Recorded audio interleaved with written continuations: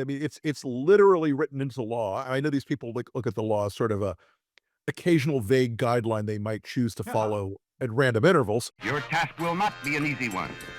Your enemy is well trained, well equipped, and battle hardened. There is not a liberal America and a conservative America. There is the United States of America. Good night and good luck. Hey folks, it's Rick Wilson. Welcome back to the Lincoln Project Podcast. I am your host today, as always, and I'm delighted to be joined today by friend of the show, one of the best members of Congress, Jamie Raskin. He is a guy who understands the law, the Constitution, and the country as it should be, rather than the insane clown show we're living in. So, Jamie Raskin, I want to welcome you to the show. And the big event this week was obviously Donald Trump's insane speech to Congress. After 100 minutes, did you feel like you were listening to kind of Orange Fidel Castro? Um, yeah, it was, the, the monotony of it was just punctuated by the constant lying. I guess that's what sort of kept me awake through it. My guest there, Rick, was a constituent of mine, a Dr. Lauren McGee, a distinguished biologist from NIH, who works on child cancer research and has done path-breaking research that saved people's lives. And she was fired in that Valentine's Day massacre on February 14th by Elon Musk and his Doge gang. And she was a sitting duck because she was on probation, which sounds like a bad thing. She was on probation because she'd been promoted for Right. superior evaluations and became head of the team. So we had to sit there and listen to Donald Trump talk about how confronting childhood cancer was one of his top priorities, while my guest had been sacked just unceremoniously by one of these, Doge night crew juvenile delinquents who who said that her services were no longer needed. She never met them. They didn't know the first thing about her, but they were just going after all the probationary employees. Right. Isn't that part of, I mean, to my mind, that's part of one of the worst parts of this entire exercise is it's the randomness of it, the arbitrary nature of it, the capricious nature of it. They're not, and I think it's important to keep reminding people, there are a few people they're seeking out to rip out of government, but most of this is just doing harm to people who, as government employees, are doing things that are meritorious and that are for the good of the country. I mean, eh, firing veteran suicide counselors and firing NIH cancer researchers. This is it just the immaturity of these kids doing this, or is this just like Elon's like weird psychotic model in his head of burn everything down?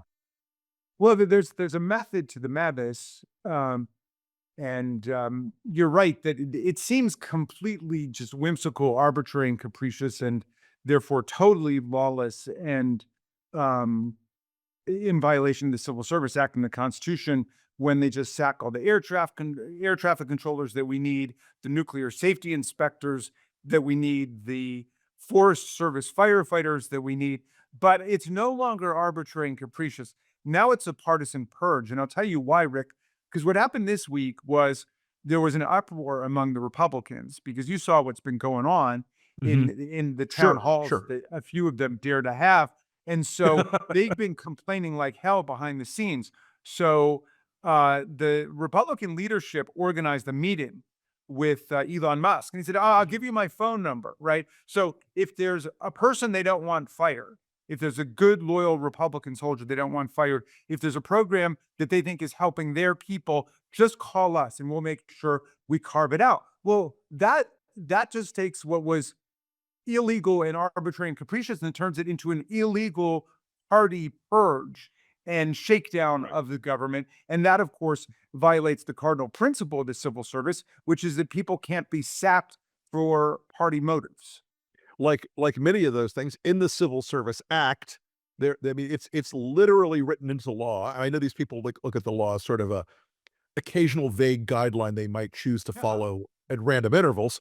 Um, but that idea, I think you're right. That moment when I read that first piece about that, I was just like, this gives away the entire game. This isn't Look, about the budget. It isn't if about my fraud. Republican Yeah. colleagues have Elon Musk's phone number. I want Elon Musk's phone number. If we have a new fourth branch of government that gets to impound, freeze, redirect federal funds that have been appropriated by Congress, who By gets to Congress. destroy federal agencies and departments that we've created under our Article 1 lawmaking power, I want the guy's phone number too. I just hear from him on Twitter, where last week he was tweeting at me saying the reason why Raskin is defending the Agency for International Development is because that's where he gets his kickbacks and his bribes from, and accusing me of corruption. I told him that that was a defamatory lie. And in fact, we fed it into his own AI machine, Rock, which came back and said, this is clearly a right wing conspiracy theory on Twitter because they said Raskin represents global communities and not for profit that got $146 million from the government last year. Right. All of which is strictly true, but they're playing on the word represents. That makes it sound like I'm their lawyer or their lobbyist. I represent them in the sense that they're in my district. Your They're in district. Bethesda. I don't know the people, right? And so anyway, he got rebutted and denounced and basically mocked by his own AI program. By his own robot. But look, You no, know- I would seriously like to be able to get in touch with him, given that he's the, the future emperor in waiting of the new techno state that's going to replace our constitutional democracy. I mean, because I've been reading up on these Silicon Valley people, him and Peter Thiel and Curtis Yarvin. Curtis Yarvin did that interview in the New York Times a month ago where he said the American people have got to get used to the word dictatorship and get over their fear Right. of dictatorship. A dictator is just a CEO. He said, just like a CEO is a dictator in their corporation, we need a dictator for the corporation that's the U.S. government. And here's what I see coming into focus, Rick, and I would Yep. love your sense of it because you know these people much better than I do. But they basically want to concede they concede Asia to China, Mhm. and they want to concede Europe to Russia, Russia. Putin. And then that's why they keep talking about Greenland and Canada and Panama. They want, some new hyped up Monroe Doctrine where America will take over whatever we want in the Americas. And then human rights be damned and the idea of democracy be damned. I think that's what we're up against with these people. It is, and that is the Yarvin movement inside of the conservative. Well, let me rephrase that. The Yarvin movement inside of MAGA, which is not conservative, is a radical alteration of American political life. It's monarchist and insane. They do want a king. They do want a CEO who happens to wear a crown. They do want a figure like a Trump to become bigger and more potent than the mere boundaries of a constitution. Well, Article 1 and Article 2, are just trivialities to them, even though they are, the fundamental underpinning of why we have a divided system of government.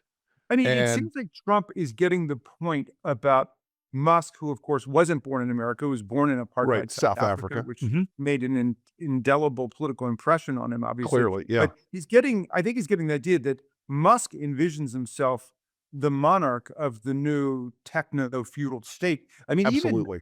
even Steve Bannon gets that. I mean, who's been Mhm. calling Musk, a truly evil individual.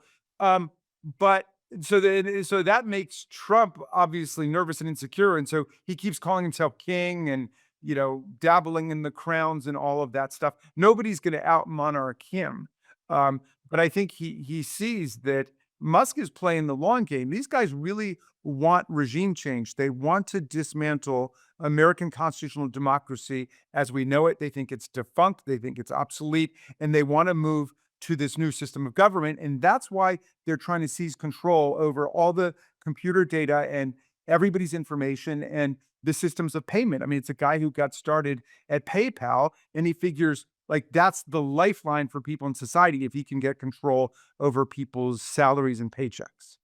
I mean, right now, Elon Musk is essentially Donald Trump is head of state, and Elon Musk is head of government. He is in once he has all this data, I kind of think like a locust, he'll start to drift out of the day-to-day craziness. He's looking, I think, to essentially do some sort of weird AI model of America for whatever nefarious goddamn reasons he's got. Um, a- a- and and and to milk the government for as much as he can. Elon being the biggest welfare queen in American history.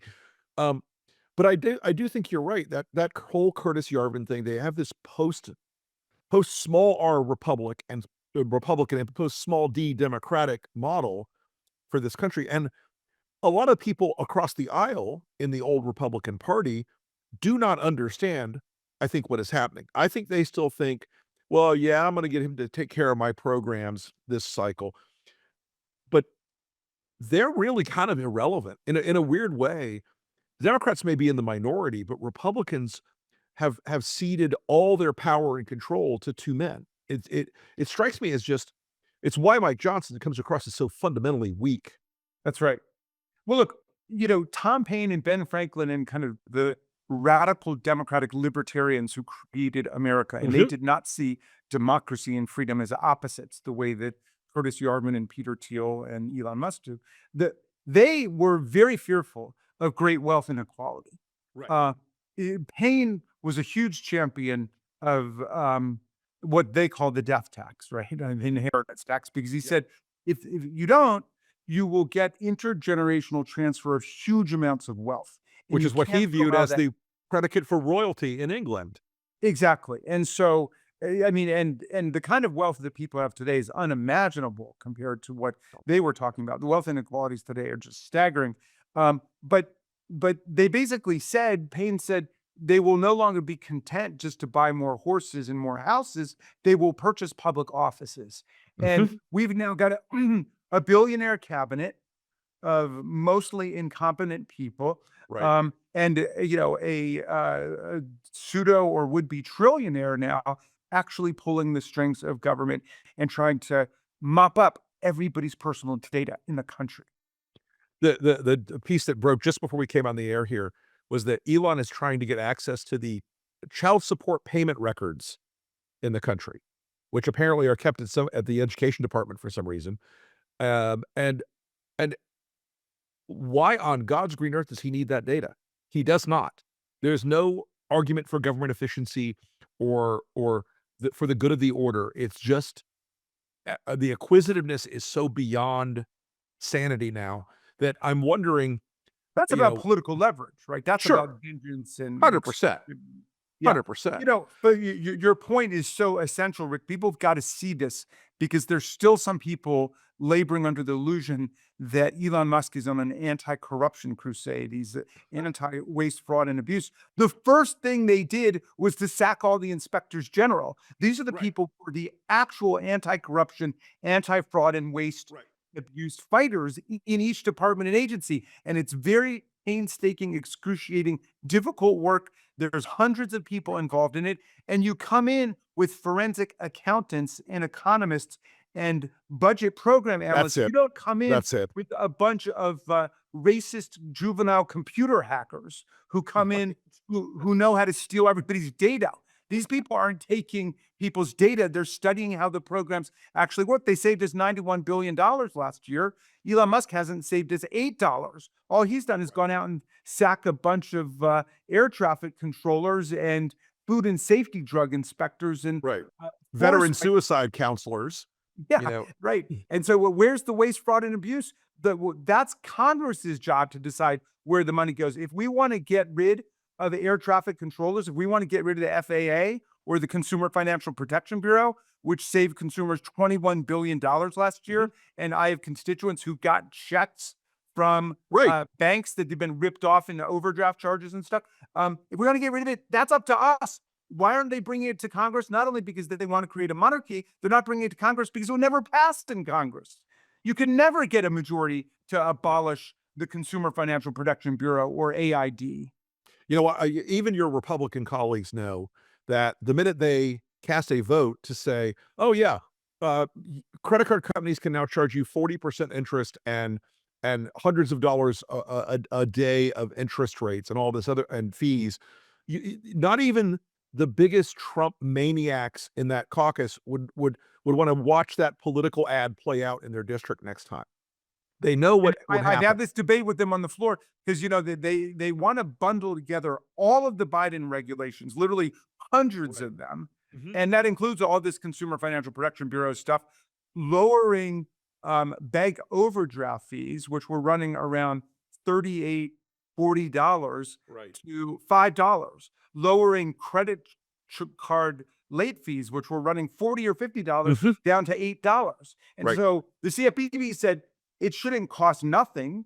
There are administrative costs involved in it, and maybe you should have enough of a little bite to keep people from doing it. But it doesn't cost them $40 to have an overdraft on a check, but they're just ripping people off. And so I said to them, "You want to pile all these into one huge omnibus monstrosity and have a vote so you can then run away and say, 'Oh, I didn't know about that part. I knew about that part or that part,' whatever is so phony." And the guy they sent to the floor on behalf of that bill, and there were no other Republicans on their side there. Maybe Right. one or two showed up, but we had dozens of Democrats who wanted to speak on it.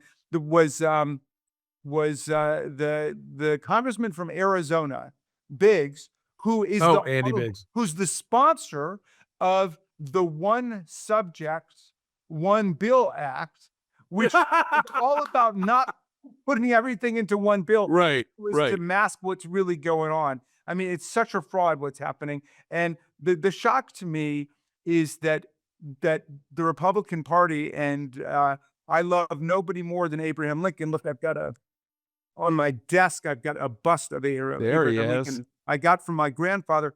But the Republican Party, which used to be a party of principles, is now just a party of loyalty and Sure. loyalty tests. If you're loyal to Donald Trump and whatever he says, then you're in. And if you're disloyal in the slightest, then you're out. Yeah, that to me is like, I think it's important. I think you get it. I don't know if the entire Democratic Party gets it though, that this is not the old fight about high versus low tax rates or big versus small government. This is about whether you have a constitutional democracy and a representative government, or you have a autocratic and oligarchical monarchy. A lot of syllables there, um, but I think sometimes they're still trying to. Some of your colleagues are still trying to like fight the last battle.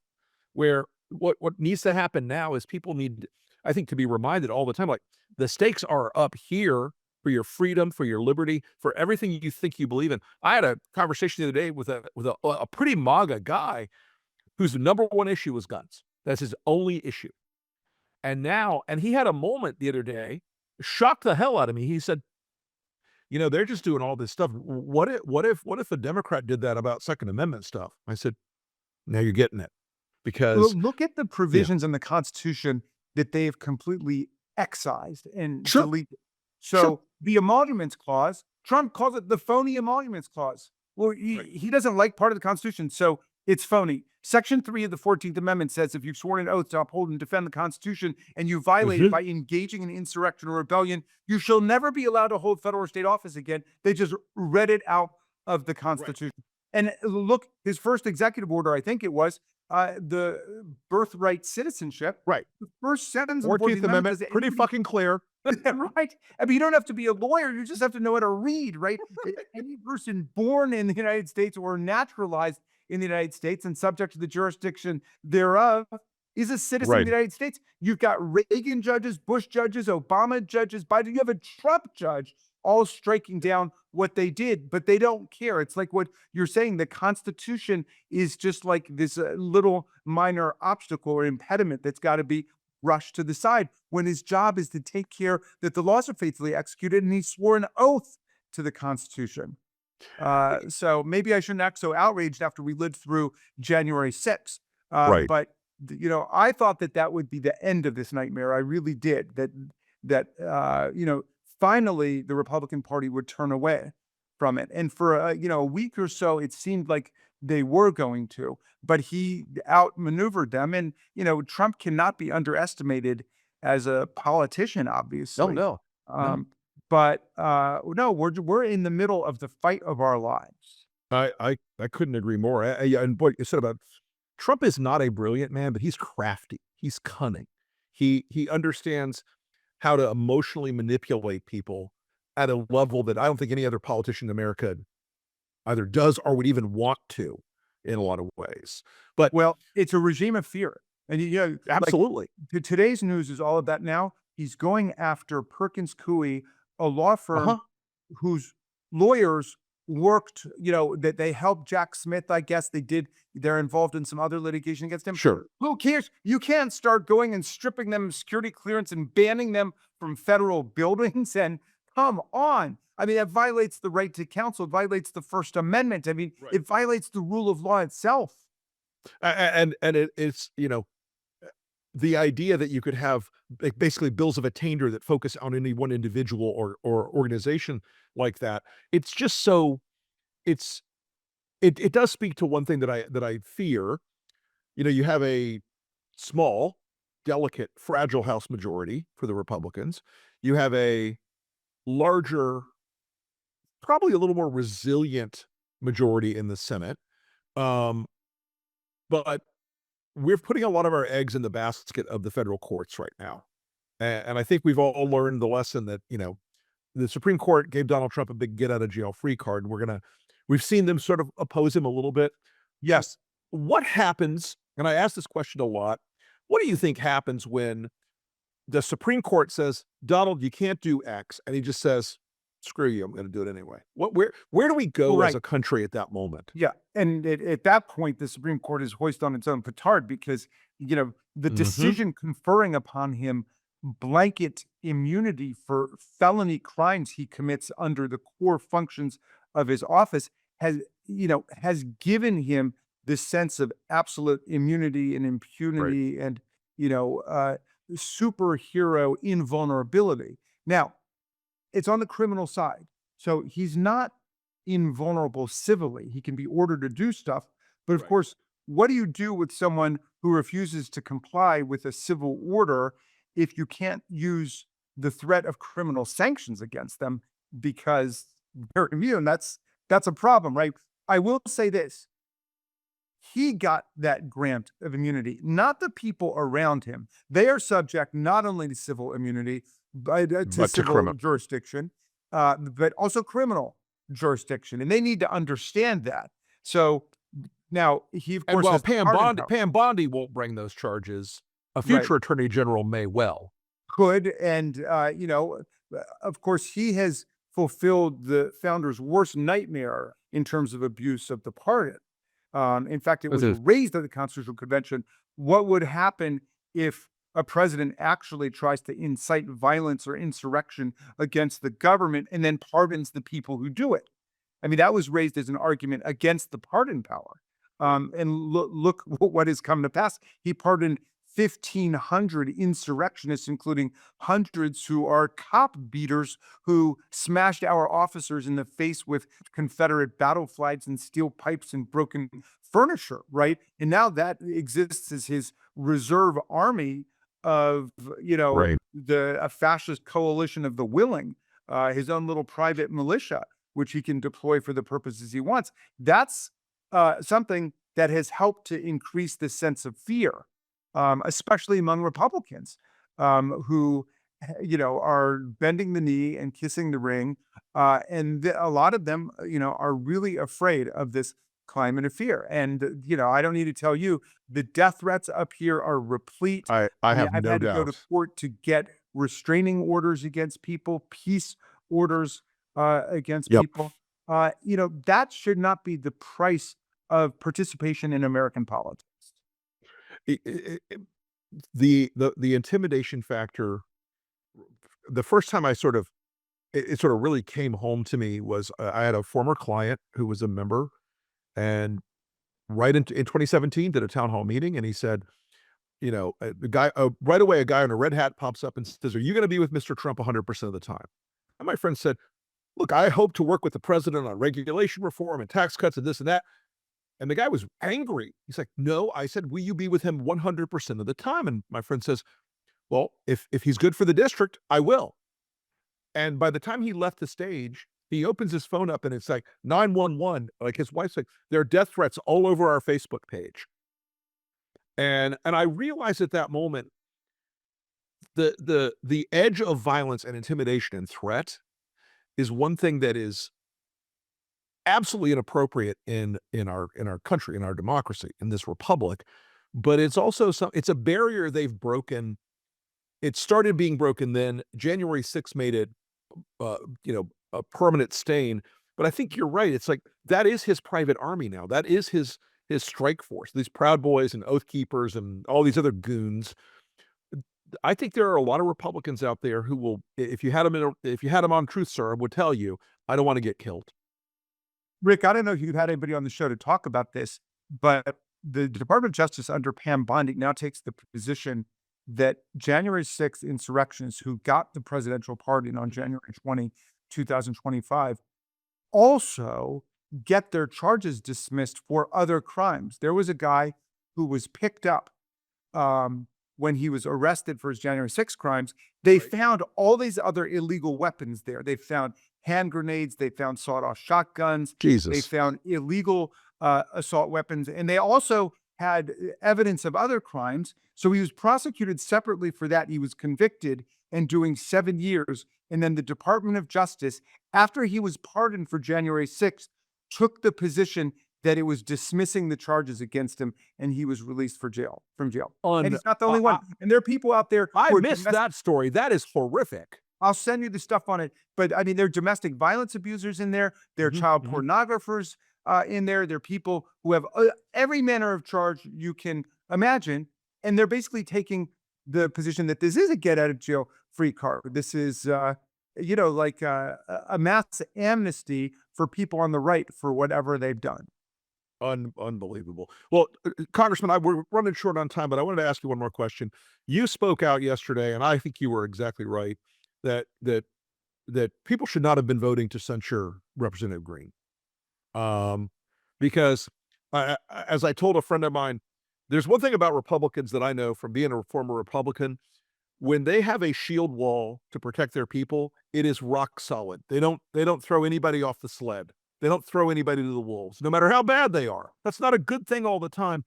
But I think Representative Green did not go so far as to deserve a censure. And I think you spoke very articulately about that. Talk to me a little bit about where the caucus vibe is right now. Well, thank you very much for what you just said, Rick. I mean, your point is absolutely right. I have observed, that if you are within the fold on the Republican side, it can be anything. It could Sure. be, it could be obviously adultery kinds of charges, sex with a minor kind of charges, Matt Gaetz kind of stuff. Matt It Gaetz. could be drugs. It could be violent insurrection against the government of the United States.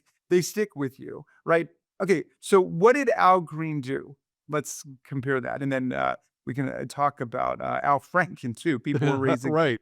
the way that Democrats turned on him. But Al Green confronted Donald Trump in the middle of his speech when he talked about a mandate, saying, "You've got no mandate to cut Medicaid."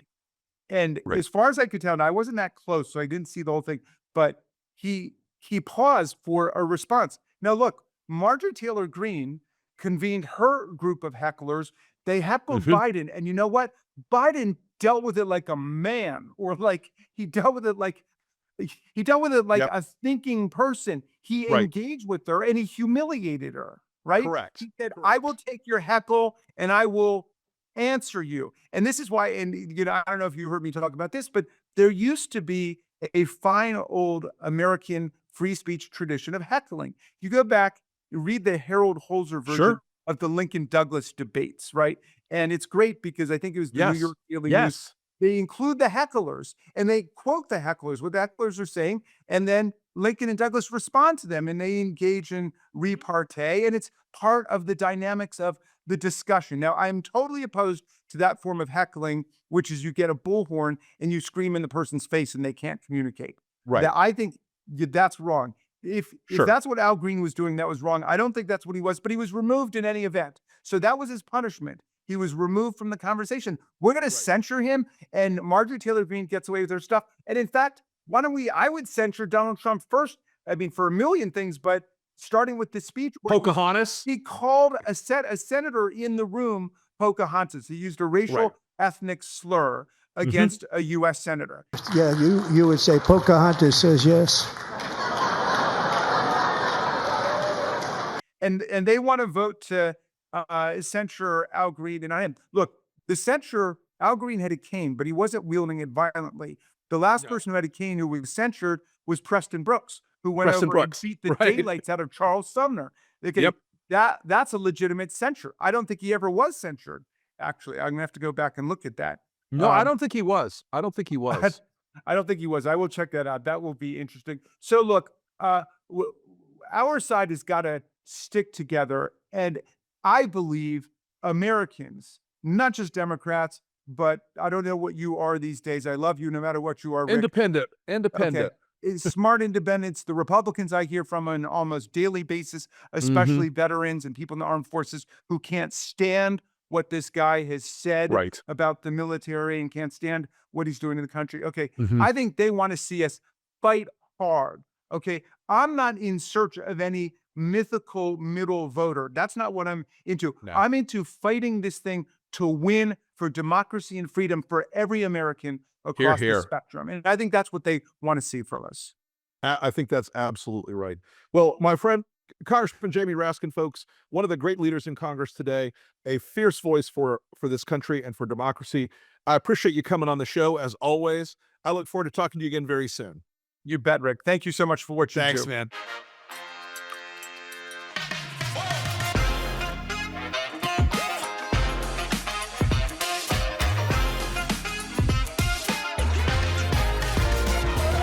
Good night and good luck.